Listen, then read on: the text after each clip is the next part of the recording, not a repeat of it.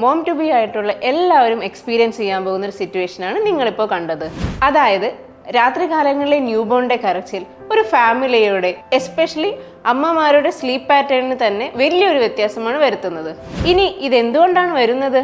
ഗർഭിണിയായിരിക്കുന്ന സമയത്ത് നമ്മൾ ആക്റ്റീവായിട്ടിരിക്കുമ്പോൾ കുഞ്ഞിനൊരു സ്വിങ്ങിങ് മൂവ്മെന്റ് ആണ് കിട്ടുന്നത്. അതുകൊണ്ട് തന്നെ പകൽ സമയങ്ങളിൽ കുഞ്ഞുങ്ങൾ ഉറങ്ങുകയാണ് ചെയ്യുന്നത്. അതേസമയം രാത്രികാലങ്ങളിൽ നമ്മൾ ഇനാക്റ്റീവായിട്ടിരിക്കുന്ന സമയത്ത് കുട്ടി ആക്റ്റീവ് ആയിരിക്കും. ഇതേ പാറ്റേൺ ഡെലിവറിക്ക് ശേഷവും കുഞ്ഞുങ്ങളിൽ കുറച്ചു കാലത്തേക്ക് കാണുന്നു.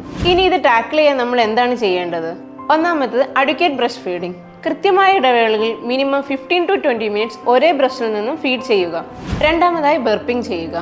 ബ്രസ്റ്റ് ഫീഡ് ചെയ്തതിന് ശേഷം യാതൊരു മടിയും കൂടാതെ കുഞ്ഞിനെ ഒന്ന് കിടത്തി എയർ തട്ടിക്കളയുക. ഇങ്ങനെ ചെയ്തില്ലെങ്കിൽ കുഞ്ഞിന് ഗ്യാസ് ട്രബിൾ വരാനും കുഞ്ഞിന്റെ ഉറക്കത്തെ അത് ബാധിക്കാനും സാധ്യതയുണ്ട്. മൂന്നാമതായി സ്വാഡ്ലിംഗ്. കുഞ്ഞിനെ നല്ലൊരു കോട്ടൺ തുണിയിൽ കവർ ചെയ്യുക. ഇതേ കുഞ്ഞിന് വൂമ്പിൽ കിടക്കുന്ന സെയിം ഫീൽ തന്നെയാണ് കൊടുക്കുന്നത്. നാലാമതായി റൂമിംഗ് ഇൻ ആൻഡ് ബെഡിങ് ഇൻ. സിമ്പിളാണ് കാര്യം. അമ്മയുടെ കൂടെ തന്നെ കുഞ്ഞിനെ ചേർത്ത് കിടത്തുക. ഇത് കുഞ്ഞിന് ഒരു കംഫർട്ട് ആൻഡ് സെക്യൂർഡ് ഫീലാണ് കൊടുക്കുന്നത്. അഞ്ചാമതായി ന്യൂബോൺ മസാജ് അഥവാ നവജാത അഭ്യംഗ.